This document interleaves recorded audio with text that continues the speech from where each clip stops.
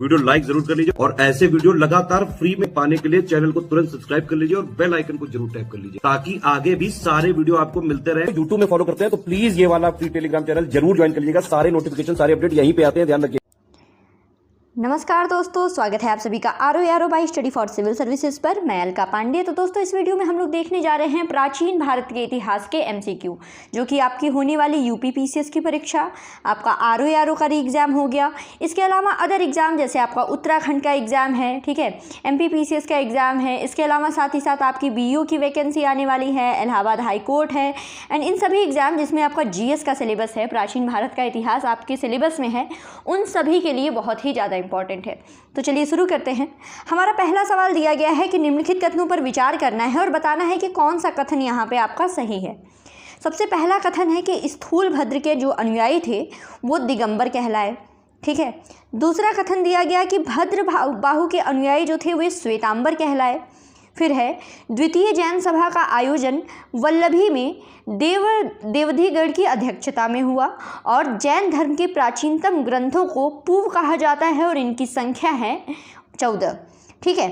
तो इसमें बताना है कि कौन से कथन सही हैं। तो यहाँ पे देखिए, बिल्कुल बेसिक, पहला और दूसरा कथन तो गलत हो गया। यहाँ पे तीसरा और चौथा कथन बिल्कुल सही है। ऑप्शन बी आपका यहाँ पे सही होगा। अब देखते हैं पहले दूसरे कथन में गलत क्या है। तो देखिए, स्थूलभद्र के जो अनुयायी थे उनको श्वेतांबर कहा जाता था, ना कि दिगंबर, और भद्रबाहु के अनुयायियों को दिगंबर कहा जाता था, ठीक है। स्थूलभद्र वाले श्वेतांबर हो गया, एस याद कर लीजिए, ठीक है, और भद्रबाहु वाले दिगंबर हो गया, ठीक है। तो पहला दूसरा स्टेटमेंट गलत, तीसरा चौथा सही। ऑप्शन बी आपका यहाँ पे सही बनता है। फिर है अगला सवाल दिया गया कि निम्नलिखित कथनों पर विचार करना है और आपको बता देना है कौन सा कथन सही है, ठीक।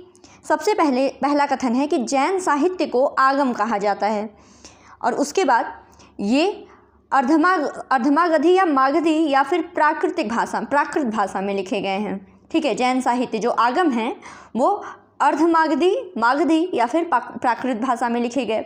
फिर कल्पसूत्र जो है ये भद्रबाहु की रचना है और श्वेतांबर के उप संप्रदाय 20पंथी, 13पंथी, समैयापंथी या फिर तारणपंथी, और दिगंबर के ऊपर संप्रदाय क्या क्या हैं, पुजेरा या डेरावासी, ढूढ़िया और स्थानकवासी, ठीक है, स्थानकवासी हो गए।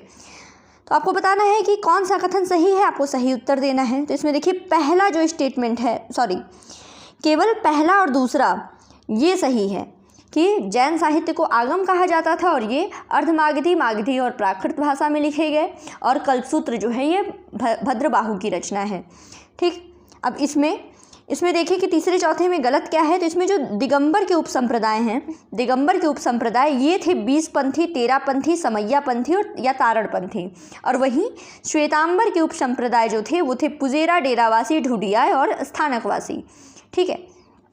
तो ये याद कर लीजिएगा, तीसरा चौथा गलत है आपका, पहला दूसरा स्टेटमेंट सही है। आगे बढ़ते हैं। सूची 1 को सूची 2 से मिलाना है, ठीक है। तो इसमें आपको बताना है कौन सी किसकी रचना ये है। इसमें देखिए, सबसे पहले दिया है तत्वार्थाधिगम सूत्र, ये किसकी है, तो ये है उमा स्वामी की। फिर उसके बाद है न्यायवतारह है आपकी सिद्धिसेन दिवाकर की, ठीक है, और द्रव्य संग्रह है नेमीचंद, और स्यादवाद मंजरी जो है ये मल्ली सेन, ठीक है। इसमें देखिए, मैं आपको लिस्ट दे रही हूँ, इसमें काम आपको क्या करना है, अपनी कॉपी पे लिखना है कौन किससे संबंधित और उसको रटना है। जैसा जब तक आप रटेंगे नहीं ऐसे सवाल आप बना नहीं पाएंगे, ठीक है। तो इसको याद कर लीजिएगा, ऑप्शन ए यहाँ पे सही होगा, DABC। अब आगे बढ़ते हैं। अगला सवाल दिया गया, निम्नलिखित कथनों पर विचार करना है और आपको बताना है कि कौन सा कथन गलत है, यहाँ पे कौन सा मतलब सही नहीं है पूछा गया। पहला कथन दिया गया है कि बौद्ध ग्रंथों में गृह त्याग को महापरिनिर्वाण कहा गया है, ठीक है। फिर नाया धम्मकहा में महावीर स्वामी की शिक्षाएं संग्रहित हैं। फिर गौतम बुद्ध का जन्म जो है ये 563 ईसा पूर्व में कपिलवस्तु के निकट लुम्बिनी ग्राम के आम्रकुंज में माना जाता है, और 16 वर्ष की आयु में गौतम बुद्ध का विवाह यशोधरा से हुआ था। तो आपको बताना है, इसमें सही उत्तर आपको चुनना है, आपको बताना है कि कौन सा कथन यहाँ पे गलत है। तो यहाँ पे देखिए, पहला कथन गलत है, यहाँ पे सिर्फ पहला कथन गलत है। बाकी नया धम्म कहा में महावीर स्वामी की शिक्षाएं हैं। इनके जन्म के बारे में भी बिल्कुल सही दिया गया है कि 563 ईस्वी पूर्व में लुम्बिनी गांव में, और 16 वर्ष में इनका विवाह हो गया था यशोधरा से। अब पहले स्टेटमेंट में क्या है कि बौद्ध ग्रंथों में जो इनका गृह त्याग था इसको महाभिनिष्क्रमण कहा गया है, ठीक है।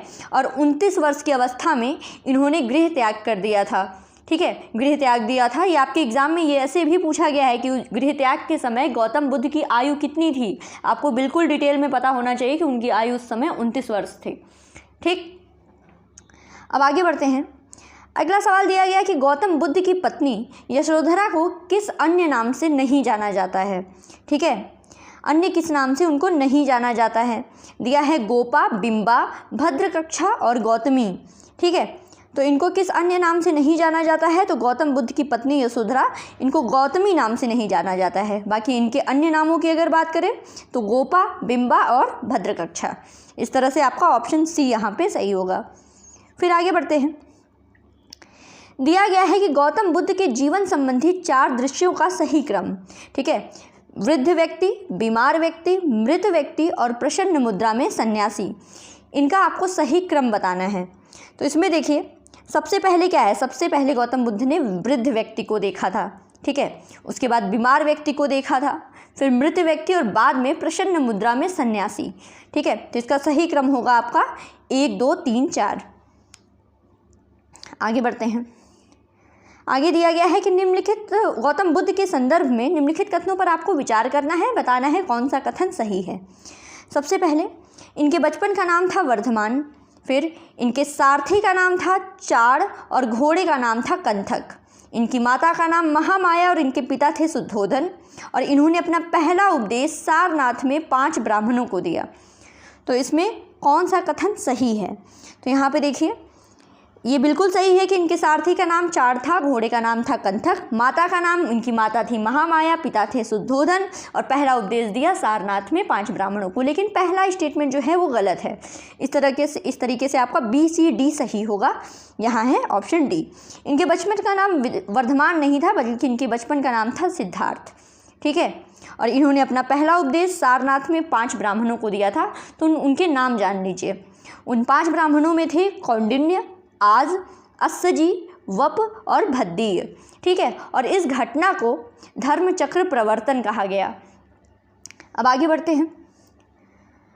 गौतम बुद्ध के संबंध में निम्नलिखित कथनों पर विचार करना है, बताना है कौन सा कथन आपका यहाँ पे सही है। सबसे पहले है ज्ञान प्राप्ति के बाद बुद्ध ने प्रथम वर्षा काल सारनाथ में व्यतीत किया, ठीक है। जब उनको ज्ञान मिल गया उसके बाद प्रथम वर्षा काल हो गई सारनाथ में। फिर है बुद्ध को अजातशत्रु ने वेणुवन विहार दान में दिया था, ठीक है। और बुद्ध को जेतवन नामक विहार सुदाता नामक व्यापारी ने दान में दिया। और बुद्ध ने परम शिष्य चन्ना के कहने पर संघ में महिलाओं की प्रवेश की अनुमति दी। तो इसमें बताना है कौन सा कथन आपका सही है। तो यहाँ पे कथन केवल पहला और तीसरा सही है। अब आगे देख लेते हैं भाई 2 कथनों में गलत क्या है। तो इसमें देखिए सबसे पहले जो वेणुवन विहार था ये बुद्ध को बिंबिसार ने दान में दिया था, ठीक है। और बुद्ध जो थे उन्होंने अपने परम शिष्य आनंद के कहने पर संघ में महिलाओं के प्रवेश की अनुमति दी थी, जिसमें प्रजापति गौतमी जो थी ये संघ में शामिल होने वाली पहली महिला थी। तो इसमें देखिए एक एक लाइन इंपॉर्टेंट है। आपके एग्जाम में सब कुछ अलग अलग भी पूछा जा सकता है, इस तरह से कंबाइन करके भी ऑप्शन दिए जा सकते हैं। तो एकदम याद करिएगा, बिल्कुल फैक्चुअल है। बुद्धिज़्म जैनिज़्म बहुत ही फेवरेट टॉपिक है यूपीपीसीएस का, ठीक है। क्योंकि इनका बुद्ध से संबंधित जो भी घटनाएं हुई वो अधिकतर यूपी बिहार में ही तो थी, तो आपके एग्जाम में पूछा जाता है। वर्षा काल आपने याद कर लिया, पहला फैक्ट, वर्षा काल व्यतीत किया सबसे पहला ज्ञान प्राप्ति के बाद सारनाथ में, ठीक है। बिंबिसार ने दे दिया इनको वेणुवन विहार, ठीक है। जेतवन विहार दे दिया इनको सुदात नामक व्यापारी ने। और आनंद के चन्ना नहीं ये थे आनंद, इनके कहने पर महिलाओं को संघ में अनुमति दी। और संघ को ज्वाइन करने वाली पहली जो महिला थी वो थी प्रजापति गौतमी, ठीक है। तो इतने फैक्ट आपके 4 से 6 फैक्ट आपके यहाँ पे याद हो गए। अब आगे बढ़ते हैं। अगला सवाल है निम्नलिखित कथनों पर विचार करना है और आपको बताना है कौन सा कथन जो है वो सही है। सबसे पहले घोषिताराम विहार कौशाम्बी के शासक उदयन ने भिक्षु संघ को प्रदान किया, पहला स्टेटमेंट। फिर है बुद्ध के सबसे अधिक शिष्य काशी राज्य से हुए। बुद्ध ने अंतिम उपदेश कुशीनगर में आनंद को दिया था और इनकी मृत्यु 80 वर्ष की अवस्था में कुशीनगर में हुई। ठीक, तो इसमें देखिए केवल पहला स्टेटमेंट और आखिरी स्टेटमेंट ए और डी यहाँ पे सही है, 2 स्टेटमेंट गलत हैं। अब भाई कैसे? अब बुद्ध के जो सबसे अधिक शिष्य थे वो काशी से नहीं बल्कि कोसल राज्य से हुए थे। ठीक है, और इन्होंने अपना अंतिम उपदेश जो है वो कुशीनगर में आनंद को नहीं बल्कि सुभद्द को दिया था। ठीक है, ये थे सुभद्द जिनको बुद्ध ने अपना अंतिम उपदेश दिया था और बाकी में उनकी मृत्यु जो है 80 वर्ष की अवस्था में कुशीनगर में हो गई थी। अब आगे बढ़ते हैं। आज का आखिरी सवाल है कि बौद्ध धर्म का मूल आधार 4 आर्य सत्य कौन से हैं? ठीक है, बौद्ध धर्म का मूल आधार जो कि 4 आर्य सत्य हैं ये कौन कौन से हैं? ऑप्शन में 5 ऑप्शन दिए गए हैं। ठीक है, इसमें से सुख है, दुख समुदाय, दुख निरोध गामिनी प्रतिपदा। ठीक है, तो इसमें बिल्कुल कॉमन सेंस लगाना है भाई, सुख तो है ही नहीं। ठीक है, दुख का कारण, दुख का निवारण, यही सारी बातें हुई थी बौद्ध धर्म में। तो इसमें होगा आपका दुख हो गया, दुख समुदाय हो गया, दुख निरोध हो गया, दुख निरोध गामिनी प्रतिपदा। ये थे बौद्ध धर्म के मूल आधार 4 आर्य सत्य। ठीक है, इस तरीके से ऑप्शन ए हटाएंगे, 2, 3, 4, 5 आपका सही होगा।